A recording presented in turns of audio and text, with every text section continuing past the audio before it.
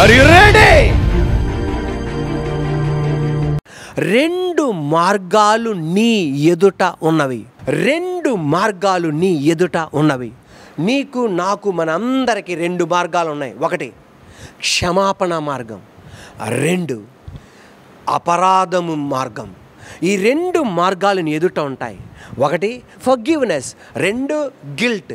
ఈ రెండు దారుల్లో మధ్యలో ఉంటావు. యేసయ్య అనేది నేను నిన్ను క్షమించా, నువ్వు చేసిన వాటిని నేను మర్చిపోయా.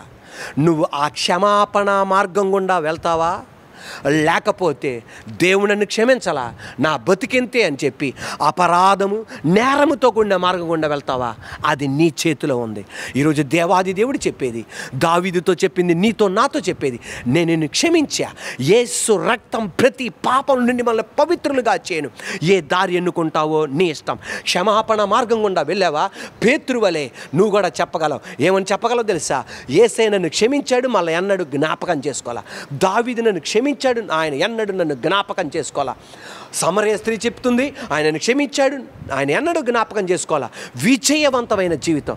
అంతేగాని నువ్వు గనక ఆయనను క్షమించాలా, నా బతుకింతే అన్న నేరారోపణతో నువ్వు బతుకుతున్నావా? ప్రతిరోజు వాడు జ్ఞాపకం చేపిస్తాడు, ప్రతి సెకండ్ వాడు జ్ఞాపకం చేపిస్తాడు, ప్రతి గంట వాడు జ్ఞాపకం చేపిస్తాడు. ఆ అపజయ జీవితంతో ముందుకెళ్ళాలి. భార్యాభర్తల సంబంధములో చాలా కష్టంగా కుటుంబ జీవితం చేయాల్సి వస్తుంది. భక్తి జీవితం, విశ్వాస జీవితం చాలా కష్టంగా చేయాల్సి వస్తుంది. అలా చేయడానికి వీల్లేదు. విజయవంతంగా నువ్వు చేయాలి. రోమీయులకు రాసిన పత్రిక 8వ అధ్యాయం 1, 2, 3, 4 వాక్యాలు కలిసి చదువుకుందాం అందరూ. కాబట్టి ఇప్పుడు క్రీస్తు యేసు నందు ఉన్న వారికి ఏ శిక్షా విధియు లేదు. క్రీస్తు యేసు నందు జీవమునిచ్చు ఆత్మ యొక్క నియమం పాప మరణముల నియమము నుండి నన్ను విడిపించెను. ఎట్లనగా ధర్మశాస్త్రము దేనిని చెయ్యజాలకపోయెనో దానిని దేవుడు చేశాను. హల్లెలూయా, యేసయ్య చేశాను. శరీరమును అనుసరింపక ఆత్మను అనుసరించి నడుచుకొను మన యందు ధర్మశాస్త్ర సంబంధమైన నీతి విధి నెరవేర్చబడవలనని పాప పరిహారము నిమిత్తము దేవుడు తన సొంత కుమారుని పాప శరీరాకారముతో పంపి ఆయన శరీరమందు పాపమునకు శిక్ష విధించెను. హల్లెలూయా. ఆ పాపం యొక్క శిక్ష నా మీద పడింది. పాపం యొక్క శిక్ష నా మీద పడాలి, మీ మీద పడాలి, మీ మీద పడాలి, మన కుటుంబంలో ఉన్న వారి మీద పడాలి. యేసయ్య మీద పడింది. ఇంకా ఆ అపరాధపు దారి గుండా వెళ్ళొద్దు. హల్లెలూయా. ఆ క్షమాపణ దారి గుండా వెళ్ళు. తండ్రి నిన్ను క్షమించాడు, కుమారుడైన యేసయ్య క్షమించాడు, పరిశుద్ధాత్మ దేవుడు క్షమించాడు. విజయవంతంగా ముందుకెళ్ళు. దేవాది దేవుడు నిన్ను నడిపిస్తాడు. చాలామంది ఏమంటారంటే, అన్నయ్య 10 మంది ఫ్రెండ్స్ ఉన్నాం అన్నయ్య, 9 మంది బాగా ఉంటారు అన్నయ్య, అంతా కష్టాలు ఇబ్బందులు అన్ని శోధనలు నా మీదకే వస్తుంటాయా అన్నయ్య. కొంతమంది తల్లిదండ్రులు అంటారు, 3 ఉన్నారండి, 2 బాగానే ఉంటాడు, ఈడికేనండి అన్ని సమస్యలు వస్తాయి. అన్ని కుటుంబాలు ఉన్నాయండి, అందరు బాగుంటారండి, మా మీదకే వస్తాయండి అన్నీ. ఎందుకు అలా చేయండి తెలుసా? ఇంట్లో ఉన్న 3 ఉన్నారనుకో, మిగతా వాళ్ళకి ఏమి అవ్వదు. ఆ ఒక్క వ్యక్తికే ఎప్పుడు ఏ కష్టాలు వచ్చినా ఆ వ్యక్తికే, నింద వచ్చినా ఆ వ్యక్తికే, శోధన వచ్చినా ఆ వ్యక్తికే వస్తూ ఉంటుంది. ఎందుకని? ఆ పక్కన వాళ్ళందరూ బాగుంటారు, మీ కుటుంబానికి అన్నీ వచ్చి పడుతుంటాయి. అది నీకు అర్థం కాదు. ఎందుకని అలాగా? ఎందుకంటే తెలుసా అలాగా? ఆ అబ్బాయిలో దేవాది దేవుడు ఒక గొప్ప దీవెన ఉంచాడు, ఒక గొప్ప తలంతు ఉంచాడు, ఒక గొప్ప అభిషేకం ఉంచాడు, నీ మీద గొప్ప దీవెన ఉంచాడు, నీ ఇంటి మీద గొప్ప ఆశీర్వాదం ఉంచాడు. సాతానుగాడి కళ్ళు ఆ అబ్బాయి మీద ఉన్నాయి, సాతానుగాడి యొక్క కన్నులు నీ కుటుంబం మీద ఉన్నాయి. అనుకోండి, 4 వ్యక్తులు ఉన్నారు. ఒక వ్యక్తి చేతిలో ప్లాస్టిక్ బకెట్ ఉంది, ఇంకొక వ్యక్తి చేతిలో ఇనప బకెట్ ఉంది, 3వ వ్యక్తి చేతిలో బంగారపు గోల్డెన్ బకెట్ ఉంది, బంగారపు బకెట్ ఉంది, 4వ వ్యక్తి చేతిలో వెండి బకెట్ ఉంది, ఒక వ్యక్తి చేతిలో ప్లాస్టిక్ బకెట్ ఉంది, 2వ వ్యక్తి చేతిలో ఐరన్ బకెట్ ఇనప బకెట్ ఉంది, 3వ వ్యక్తి చేతిలో గోల్డెన్ బకెట్ బంగారపు బకెట్ ఉంది, 4వ వ్యక్తి చేతిలో వెండి బకెట్ ఉంది. ఇప్పుడు మీరు చెప్పండి, దొంగ యొక్క కళ్ళు ఎవడి మీద ఉంటాయి?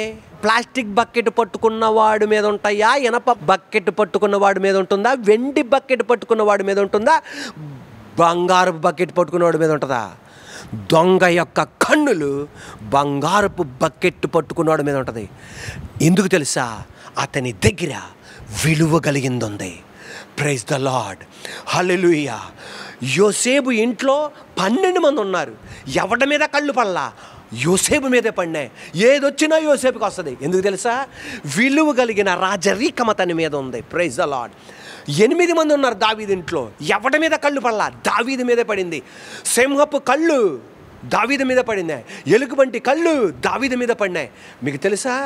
సింహం వచ్చింది గొర్రెని మాత్రమే కాదు, దావీదుని నాశనం చేయడానికి. కానీ దేవుడు కాపాడాడు. ఎలుగుబంటి వచ్చింది గొర్రెని తీసుకెళ్ళడానికి మాత్రమే కాదు, దావీదుని కూడా. కానీ దేవుడు కాపాడాడు.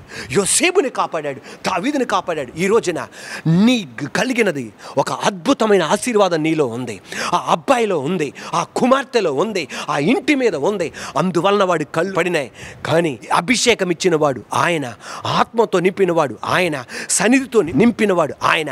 ఆయనకి తెలుసు హల్లెలూయా చెల్లిని ఎలా కాపాడాలో, బిడ్డాన్ని ఎలా కాపాడాలో, నన్ను ఎలా కాపాడాలో, మన్ను ఎలా కాపాడాలో. ఈ రోజున యేసు వైపు తిరుగు.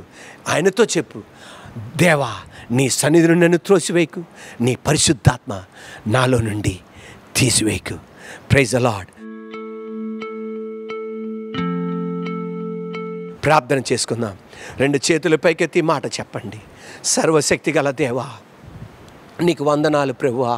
పరలోకమందున మా తండ్రి, సర్వశక్తి గల దేవా, మాతో మీరు మాట్లాడినందుకు స్తోత్రం. యేసయ్యా మమ్ములను త్రోసివేయకుండా ఉన్నందుకు స్తోత్రం. మమ్ములను, మా కుటుంబాలను, నా కుటుంబాలని పక్కకు పెట్టకుండా మళ్ళా నిలబెట్టినందుకు స్తోత్రం. మా పాపములను బట్టి కాక, మా దోషములను బట్టి కాక, నీ కృప చేత, నీ కనికరం చేత, నీ వాత్సల్య బాగుల్యం చొప్పున మమ్మల్ని క్షమించి హోప్ అమాంగ్ యాషెస్ యేసయ్యా బూడిద మధ్య మాకు ఆశ పుడిచేందుకు స్తోత్రం. తండ్రి నీకు స్తోత్రం చెల్లిస్తున్నాను. యేసయ్యా 2 మార్గాలు మాకున్నాయి. 1 క్షమాపణ మార్గం, 2 అపరాధ మార్గం. సాతానుగాడు మమ్మల్ని ఎప్పుడు అపరాధ మార్గం గుండా, నేరపు మార్గం గుండా, గిల్టీ కాన్షియస్, నేరారోపణ గుండా ఎలిడెడ్ చేపిస్తాడు. కానీ ఈ రోజు నుండి నీ శక్తితో క్షమాపణ మార్గం గుండా మేము వెళ్తున్నాం. అద్భుతం మేము చూడును గాక. పరిశుద్ధాత్మదేవా ఈ పగటి వేళ ఎందు పనికిరాన నిలబెట్టి మీరు వాడుకున్న విధానం బడి స్తోత్రం. నీకు మహిమ చెల్లిస్తూ యేసు నామమున అడుగుతున్నాము తండ్రి, ఆమేన్.